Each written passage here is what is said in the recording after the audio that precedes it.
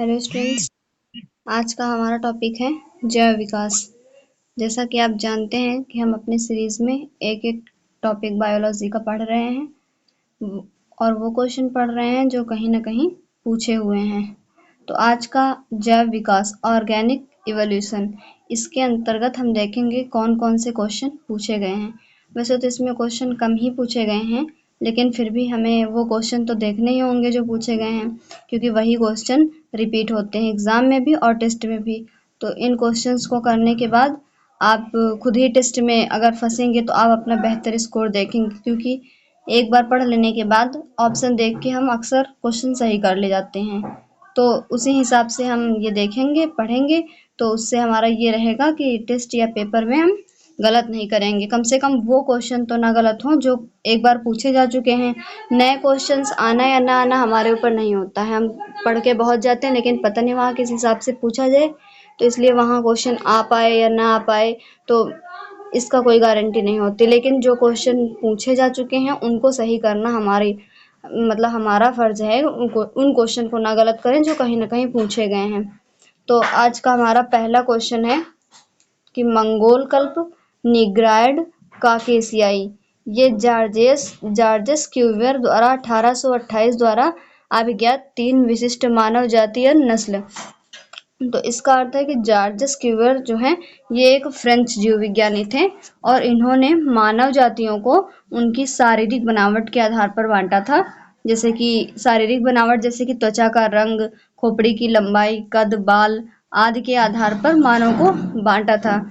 लेकिन ये जो हैं ये 3 जातियां हैं जो कि उनकी चमड़ी के आधार पर जो होता है उसके आधार पर उन्होंने ये जॉर्जेस क्यूवियर ने 3 भागों में बांटा था। तो ये मंगोल कल्प जिसका अर्थ होता है पीला, और ये निग्रायड का अर्थ होता है काला, और काकेसियाई इसका अर्थ होता है सफेद।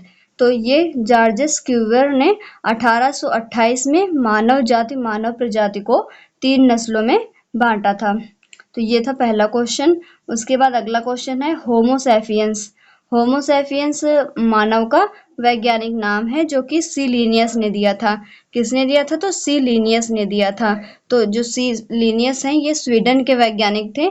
इन्होंने मानव का वैज्ञानिक नाम होमोसैपियंस दिया था।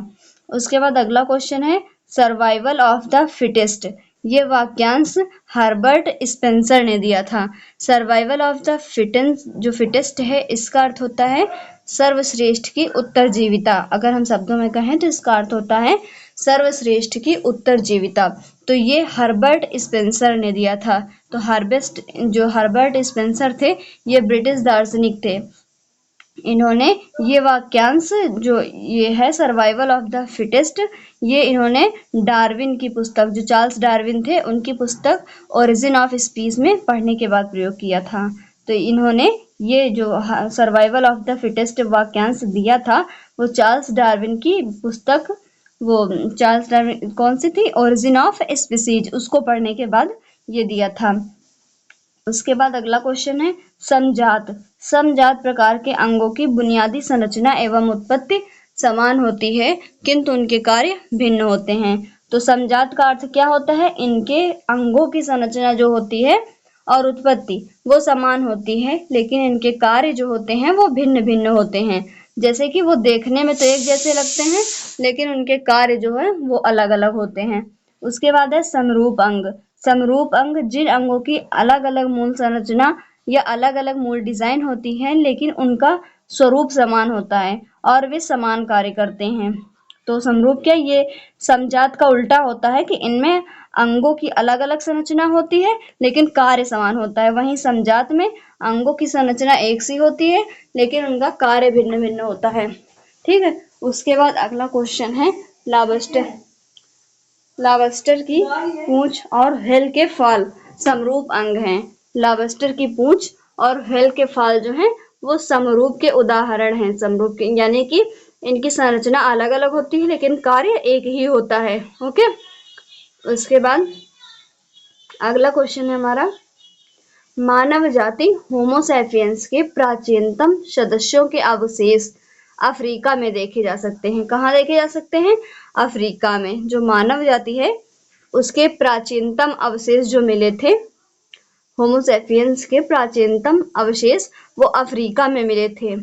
होमोसेपियन मानव जाति के अवशेष अफ्रीका से प्राप्त होते हैं। तो हम एक लाइन बार बार रिपीट करते हैं ताकि आप देखते देखते इसको याद कर सकें। उसके बाद अगला क्वेश्चन है, मनुष्यों के क्रम विकास का अध्ययन इंगित करता है कि हम सभी एक ही प्रजाति से संबंधित हैं जो अफ्रीका में विकसित हुई थी। कहाँ विकसित हुई थी? तो अफ्रीका में विकसित हुई थी। जो पूरी मानव जाति है, इसका क्रम विकास जो है, उसका अध्ययन जो है वो इंगित करता है कि हम सभी मानव एक ही प्रजाति से संबंधित हैं जो अफ्रीका में विकसित हुई थी। उसके बाद हमारा अगला क्वेश्चन है कि निम्नलिखित कारकों में कौन सा जाति उदयन जब मौजूदा जातियों की नई जातियां विकसित होती हैं में योगदान नहीं करता है? तो कौन सा जाति उदयन में योगदान नहीं करता है? तो जाति उदयन का मतलब क्या होता है कि जब मौजूदा जातियों से नई जातियां विकसित होती हैं तो उसमें क्या योगदान नहीं करता है? तो वो है अपसारी विकास। अपसारी विकास ये है, ये योगदान नहीं करता है। बाकी ये जो है आपके ऑप्शन, आनुवंशिक प्रवाह, भौगोलिक पार्थक्य और विभिन्नता, ये योगदान करते हैं। उसके बाद अगला क्वेश्चन है, प्रजातियों की व्यक्तिगत संख्या को बनाए रखने के लिए प्रजातियों की व्यक्तिगत संख्या को बनाए रखने के लिए और उनके विलोपन को रोकने के लिए प्रजनन आवश्यक है। तो प्रजातियों की व्यक्तिगत संख्या बनी रहे और उनका विलोपन ना हो, उनके विलोपन को रोकने के लिए प्रजनन आवश्यक होता है। और जो जीव जंतु प्रजनन करने में सक्षम नहीं होते हैं तो वो प्रजातियां धीरे धीरे करके विलुप्त हो जाती हैं।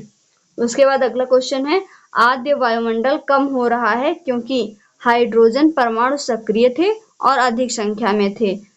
आद्य वायुमंडल क्यों कम हो रहा है? तो उसका रीजन है कि हाइड्रोजन परमाणु सक्रिय थे और अधिक संख्या में थे, इसलिए आद्य वायुमंडल कम हो रहा है। उसके बाद अगला क्वेश्चन है, चार्ल्स डार्विन की पुस्तक है origin of species. Origin of species जो पुस्तक है वो चार्ल्स डार्विन की है। इस पुस्तक को डार्विन ने मतलब कि ये पुस्तक जो है 1828 मतलब कि डार्विन ने लिखी है। उसके बाद अगला क्वेश्चन है कि विकास के सिद्धांत से संबंधित है। तो विकास का सिद्धांत हमें बताता है, मतलब कि ऑप्शन के हिसाब से ये आप देख रहे हैं, विकास के सिद्धांत हमें बताता है कि कैसे जीवन सरल से अधिक जटिल रूपों से विकसित हुआ। तो विकास का सिद्धांत हमें क्या बताता है कि जीवन किस प्रकार सरल से अधिक जटिल रूपों में विकसित हुआ। उसके बाद प्राकृतिक चयन है, जीवों द्वारा जीने के लिए, अधिक वंश वृद्धि के लिए बेहतर अनुकूलित वातावरण बनाने की प्रक्रिया क्या कहलाती है? प्राकृतिक चयन। तो प्राकृतिक चयन क्या होता है? जीवों द्वारा जीने के लिए और अधिक वंश वृद्धि के लिए बेहतर अनुकूलित वातावरण जो बनता है वो प्राकृतिक चयन के अंतर्गत बनता है। उसके बाद अगला क्वेश्चन है, मेसोजोइक इरा किस युग में डायनासोर फले फूले? तो वो मेसोजोइक इरा थी जब डायनासोर का सबसे अधिक विकास हुआ, मतलब डायनासोर सबसे अधिक दिखाई दिए, फले फूले, तो वो मेसोजोइक इरा थी। उसके बाद अगला क्वेश्चन है, उत्परिवर्तन में नव डार्विनवादियों के अनुसार जीन्स में साधारण परिवर्तन के उपरांत नए जीव बनते हैं जिससे उनमें विभिन्नताएं बढ़ जाती हैं। तो उत्परिवर्तन में क्या होता है? नव डार्विनवादियों के अनुसार जीन्स में साधारण परिवर्तनों के उपरांत नए जीव बनते हैं जिससे उनमें विभिन्नताएं बढ़ जाती हैं। उसके बाद अगला क्वेश्चन है, मनुष्यों के वैज्ञानिक नाम होमो सैपियंस का अर्थ ज्ञानी मानव यानी कि वाइज होमिनिड है। तो मनुष्यों का वैज्ञानिक नाम का अर्थ क्या होता है? तो उसका अर्थ, होमो सैपियंस का अर्थ है ज्ञानी मानव यानी कि वाइज होमिनिड। ये दोनों क्वेश्चन पूछे गए हैं, एक बार हिंदी में पूछा गया है, एक बार इंग्लिश में पूछा गया है कि होमो सैपियंस का अर्थ क्या है। तो एक बार पूछा गया था तो ज्ञानी मानव ऑप्शन था और एक बार वाइज होमिनिड। उसके बाद अगला क्वेश्चन है, हाल्डेन ने सुझाव दिया था कि जीवन सरल अकार्बनिक अजैव अणुओं से मिलकर बना है। तो किसने ये सुझाव दिया कि जीवन सरल अकार्बनिक अजैव अणुओं से मिलकर बना है? तो वो थे हाल्डेन। इनका सुझाव था कि जीवन अकार्बनिक अजैव अणुओं से मिलकर बना है। उसके बाद विकासवादी संबंधों के प्रमाण प्रदान करता है तो जीवाश्म है जो विकासवादी संबंधों के प्रमाण प्रदान करता है। तो इसका क्वेश्चन था कि विकासवादी संबंधों के प्रमाण कौन प्रदान करता है? तो तो वो है जीवाश्म। उसके बाद अगला क्वेश्चन है कि सबसे व्यापक रूप से स्वीकृत सिद्धांतों में से एक के अनुसार पृथ्वी पर जीवन की उत्पत्ति से पहले पृथ्वी के वायुमंडल में मिश्रण शामिल था। तो किसका मिश्रण शामिल था? H2S और CH4 और NH3। तो सबसे व्यापक रूप से स्वीकृत सिद्धांतों में से एक के अनुसार पृथ्वी पर जीवन की उत्पत्ति से पहले पृथ्वी के वायुमंडल में किसका मिश्रण शामिल था? वायुमंडल में मिश्रण शामिल था। तो H2S और CH4 और NH3 इसका मिश्रण शामिल था। उसके बाद अगला क्वेश्चन है पृथ्वी पर जीवन उत्पत्ति के समय ऑक्सीजन गैस मुक्त अवस्था में मौजूद नहीं थी। तो पृथ्वी पर उत्पत्ति के समय कौन सी गैस मुक्त अवस्था में मौजूद नहीं थी? तो वो है ऑक्सीजन गैस। पृथ्वी पर जब जीवन की उत्पत्ति हुई तो उस समय ऑक्सीजन गैस मुक्त अवस्था में मौजूद नहीं थी। उसके बाद अगला क्वेश्चन है अक्लदाढ़ अपेंडिक्स तथा कान की मांसपेशियां मानव में अवशेषी अंग होते हैं। कौन सी हैं? अक्लदाढ़ अपेंडिक्स तथा कान की मांसपेशियां जो होती हैं वो मानव में अवशेषी अंग होते हैं, जबकि मस्तिष्क मानव में अवशेषी अंग नहीं है। तो क्या मानव में अवशेषी अंग नहीं है? तो वो है मस्तिष्क। मस्तिष्क जो है वो मानव में अवशेषी अंग नहीं है, और बाकी अक्लदाढ़ अपेंडिक्स तथा कान की मांसपेशियां जो हैं वो मानव में अवशेषी अंग होते हैं। ओके, तो आज का टॉपिक इतना ही था। इसके बहुत कम क्वेश्चन पूछे गए थे, लेकिन फिर भी हमें वो क्वेश्चंस देखने ही थे जो पूछे जा चुके हैं। तो इतने क्वेश्चन अभी तक आरआरबी के एग्जाम्स में पूछे गए हैं। ज्यादातर क्वेश्चन आपको एनटीपीसी के मिलेंगे, बाकी भी एग्जाम्स के क्वेश्चन है, जैसे कि कभी कभी हम पिछले वीडियोस में हमने एक्स्ट्रा फैक्ट में CGL CHSL सबके क्वेश्चन दिए थे, क्योंकि क्वेश्चन रिपीट होते हैं तो जरूरी नहीं कि आरआरबी के एग्जाम्स में आरआरबी के क्वेश्चन रिपीट हो, किसी भी एग्जाम्स के रिपीट हो सकते हैं। इसलिए हमको प्रीवियस ईयर पर ज़्यादा ध्यान देना है कि प्रीवियस ईयर में क्या क्या पूछा जा रहा है।